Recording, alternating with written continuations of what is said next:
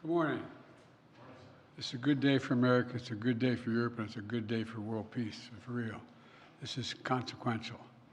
I just signed into law the national security package that was passed by the House of Representatives this weekend and by the Senate yesterday. It's going to make America safer, it's going to make the world safer, and it continues America's leadership in the world, and everyone knows it. It gives vital support to America's partners so they can defend themselves against threats to their sovereignty and to the lives and freedom of their citizens. And it's an investment in our own security, because when our allies are stronger, and I want to make this point again and again, when our allies are stronger, we are stronger. I'm grateful to all those in Congress, Democrats, Republicans, Independents, who voted for this bill. It's a path to my desk. It was a difficult path. It should have been easier, and it should have gotten there sooner. But in the end, we did what America always does. We rose to the moment. We came together, and we got it done. Now, we need to move fast, and we are. Over 2 years, Russia has been responsible for a brutal campaign against Ukraine. They've killed tens of thousands of Ukrainians, bombed hospitals deliberately, picked them out, bombed hospitals, kindergartens, grain silos, tried to plunge Ukraine into a cold and dark winter by striking their power grid. Ukrainians have fought back, defending their country and their families with extraordinary courage. Many of you have been there with me many times. It's amazing what they do. I mean, it's amazing against such a larger military. Ukraine has regained over half the territory that Russia took from them in this invasion. And they won important victories against Russia's Navy. But make no mistake about it, they're a fighting force with the will and the skill to win. The will and the skill to win. For months, while MAGA Republicans are blocking aid, Ukraine has been running out of artillery shells and ammunition. Meanwhile, Putin's friends keeping them well supplied. Iran sent them drones. North Korea has sent them ballistic missiles and artillery shells. China is providing components and know-how to boost Russia's defense production. With all this support, Russia has ramped up its airstrikes against Ukrainian cities and critical infrastructure, rained down munitions on brave Ukrainians defending their homeland. And now, America is going to send Ukraine the supplies they need to keep them in the fight. This weekend, there were reports, and I find this amazing, there were reports of cheers breaking out of the trenches in eastern Ukraine. Probably came from one of your folks, a reporter or someone, I'm not sure where it came from. But that they're cheering as they watch the House vote in support for Ukraine. It's not like they don't understand what we've done. Not like they don't understand how critical this is for them. I'm making sure the shipments start right away. In the next few hours, literally the few hours, we're going to begin sending in equipment to Ukraine for air defense munitions, for artillery, for rocket systems, and armored vehicles. You know, this package is literally an investment, not only in Ukraine's security, but in Europe's security, in our own security. We're sending Ukraine equipment from our own stockpiles. Then we'll replenish those stockpiles with new products made by American companies here in America. Patriot missiles made in Arizona, Javelins made in Alabama, artillery shells made in Ohio, Pennsylvania, and Texas. In other words, we're helping Ukraine while at the same time investing in our own industrial base, strengthening our own national security, and supporting jobs in nearly 40 states all across America. You know, the United States is not acting alone, to state the obvious. Our allies in Europe and around the world who've constantly been asking me, are we going to step up? We're not going to walk away, are we? How many, and some of you have been in these international meetings with me. They're very concerned. Had we failed to step up, Lord only knows what would happen to the cohesion in NATO. They're also sending significant help to Ukraine. We're all standing together against this brutal dictator. As I've argued for months, this is directly in the United States' national security interest. If Putin triumphs in Ukraine, the next move of Russian forces could very well be a direct attack on a NATO ally. And you all know full well that invoking Article 5 of the North Atlantic Treaty would be the first thing that comes to mind, which declares an attack on one as an attack on all.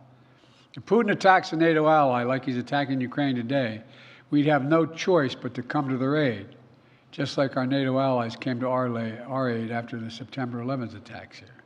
That's why we're supporting and surging support now to Ukraine, to stop Putin from drawing the United States into a war in Europe and in the future. You know, it seems to me we should take a little bit of a step back and realize what a critical moment this was for the United States and for NATO. This is a historical moment. In the last 2 years, we've helped unify, strengthen, and expand NATO. Imagine if instead we had failed to step up now and support Ukraine. All those gains would have begun to unravel. The cohesion of NATO would have been weakened, and our national security would have been undermined without any question. You know, Putin started this war believing he could easily break the will of the people of Ukraine. When that failed, he changed his strategy a little bit, thinking we could break the will of NATO, break the will of the United States, break our will. Well, he's failed again. America stands with our friends. We stand up against dictators. We bow to no one, certainly not Vladimir Putin. Look, this bill also includes vital support for Israel. Just 10 days ago, we saw Iran launch over 100 missiles and drones at Israel. And because of them and other allies across the world, including from the region, no serious damage occurred. An unprecedented attack that followed years of Iran supporting Hezbollah, Hamas, and proxies of their own attack on Israel. They fund these guys. My commitment to Israel, I want to make clear again, is ironclad. The security of Israel is critical. It will always make sure that Israel has what it needs to defend itself against Iran and terrorists it supports. And with this aid, the United States is going to help replenish Israel's air defense and provide other critical defense so Iran can never carry out the destruction it intended with its attack 10 days ago. But at the same time, this bill significantly increases humanitarian assistance we're sending to the innocent people of Gaza who are suffering badly. They're suffering the consequences of this war that Hamas started. And we've been working intently for months to get as much aid to Gaza as possible. This bill includes $1 billion for additional humanitarian aid in Gaza. We're going to immediately secure that aid and surge it, including food, medical supplies, clean water. And Israel must make sure all this aid reaches the Palestinians in Gaza without delay. And everything we do is guided by the ultimate goal of bringing these hostages home, securing a ceasefire, and setting the conditions for an enduring peace. You know, there's more that this bill does, as you all know, the press here, including providing for support to strengthen even further our allies and partners in the Indo-Pacific region, as well as humanitarian aid to places including Haiti, Sudan, and Somalia. But there's one thing this bill does not do: border security. You know, just this year I proposed and negotiated and agreed to the strongest border security bill this country has ever seen. It was bipartisan.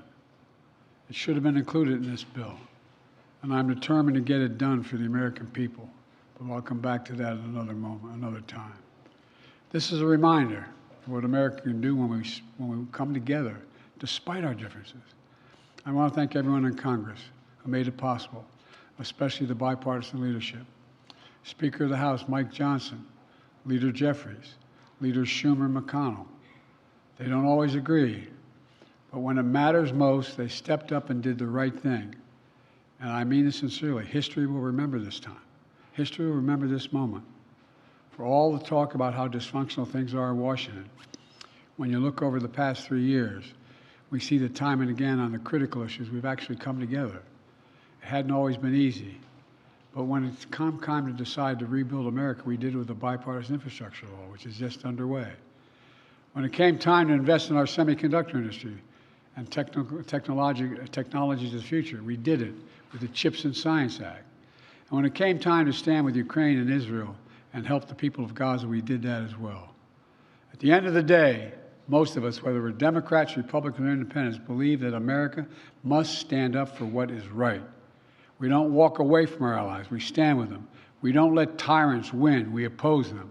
We don't merely watch global events unfold. We shape them. That's what it means to be the indispensable nation. That's what it means to be the world's superpower and the world's leading democracy. Some of our MAGA Republican friends reject that vision. But this vote makes it clear there is a bipartisan consensus for that kind of American leadership. That's exactly what we'll continue to deliver. I thank you all very much, and now I'm going off to make a speech at the hotel I'm late for, and I have plenty of time to answer questions on this and other matters. Thank you.